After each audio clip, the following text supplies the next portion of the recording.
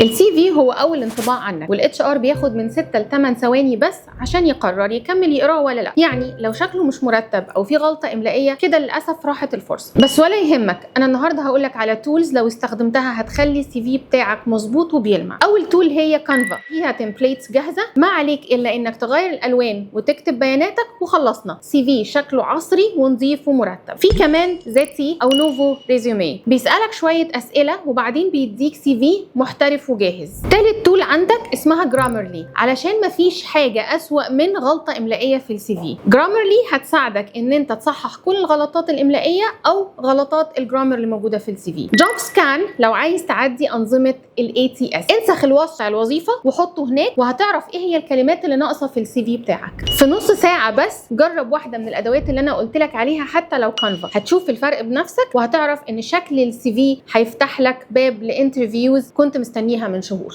لو محتاج اي مساعده في التولز اللي انا قلت لك عليها دي تواصل معايا وانا هساعدك.